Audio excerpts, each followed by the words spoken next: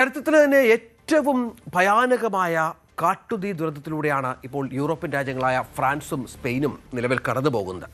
ഫ്രാൻസിലെ ഗിറോണ്ട മേഖലയിലും ബോർഡോയ്ക്ക് സമീപമുള്ള വനമേഖലകളിലും കാട്ടുതീ നിയന്ത്രണാതീതമായി പടരുകയാണ്. പതിനായിരക്കണക്കിന് ആളുകൾ സുരക്ഷിത സ്ഥാനങ്ങളിലേക്ക് ലക്ഷക്കണക്കിന് ആളുകളെ മാറ്റി. അത് മാത്രമല്ല, സ്പെയിൻ്റെ തലസ്ഥാനമായ മാഡ്രിഡിന് പടിഞ്ഞാറുള്ള വനമേഖലകൾ വൻതോതിൽ കത്തിയെരിയുന്ന പശ്ചാത്തലം കൂടി ഉണ്ടായി. എന്നാൽ ഈ കാട്ടുതീയുടെ വ്യാപ്തിക്ക് പുറമെ രക്ഷാപ്രവർത്തകർക്കും ശാസ്ത്രലോകത്തിനുമൊക്കെ ഒരുപോലെ പ്രശ്നമുണ്ടാക്കുകയാണ് അപ്രതീക്ഷിതമായ മറ്റൊരു അന്തരീക്ഷ പ്രതിഭാസം. അത് തീമേഘങ്ങൾ എന്നാണ് ഇത് അറിയപ്പെടുന്നത്. അന്തരീക്ഷത്തിൽ അതിശക്തമായ കാറ്റും മിന്നലും സൃഷ്ടിച്ച് പുതിയ ഇടങ്ങളിലേക്ക് തീ പടർത്തുകയാണ് ഈ കൂറ്റൻ മേഘങ്ങൾ.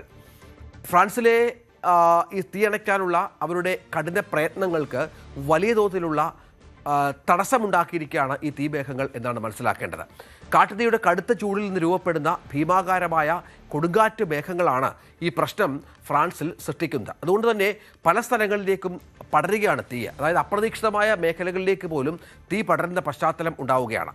ഈ മേഘങ്ങൾ രൂപപ്പെടാൻ ആവശ്യമായ അന്തരീക്ഷ വായുവിനെ മുകളിലേക്ക് തള്ളുന്ന ശക്തമായ ചൂട് ലഭിക്കുന്നത് വൻ കാട്ടുതീകളിൽ നിന്നോ അഗ്നിപർവ്വത സ്ഫോടനങ്ങളിൽ നിന്നോ ആണ്.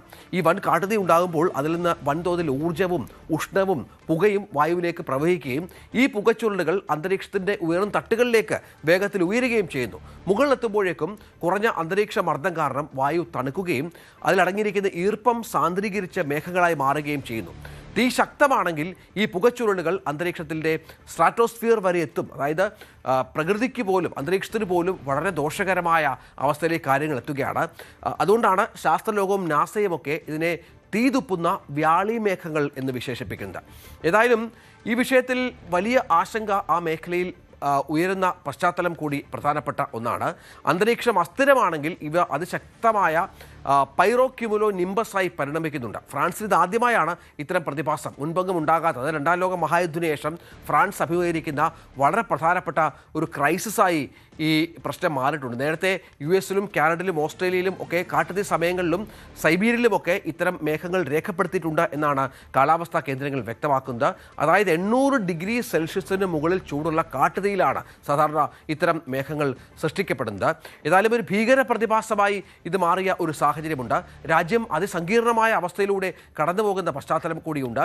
ഇത് വലിയ തോതിലുള്ള രക്ഷാപ്രവർത്തനങ്ങളെ കാര്യമായി ബാധിക്കുന്ന പശ്ചാത്തലമുണ്ട്. ഈ ഫയർഫോഴ്സ് സംവിധാനത്തിലൊക്കെ നിയന്ത്രിക്കാനാവാത്ത വിധം തീയും പുകയുമൊക്കെ ഉണ്ടാകുന്ന പശ്ചാത്തലമുണ്ട്.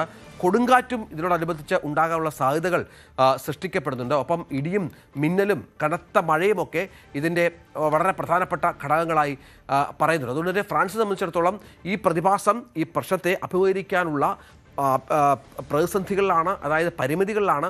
അവർക്ക് എങ്ങനെ ഇത് കൈകാര്യം ചെയ്യുമെന്ന കാര്യത്തിൽ ഒരു വ്യക്തതയില്ല. കൂടുതൽ പ്രദേശങ്ങളിലേക്ക് കാട്ടുതീ അപ്രതീക്ഷിതമായി പടരുന്ന പശ്ചാത്തലം കൂടിയുണ്ട്. ഇതിനകം തന്നെ ഏതാണ്ട് 3.5 ലക്ഷം ഹെക്ടർ വനഭൂമി കത്തി നശിച്ചു എന്നുള്ള കണക്കുകൾ എത്ര ഭീകരമാണ് എന്നതുകൂടി ഓർക്കണം. കൂടുതൽ വാർത്തകൾക്ക് News 18 Keralam YouTube channel subscribe ചെയ്യുക.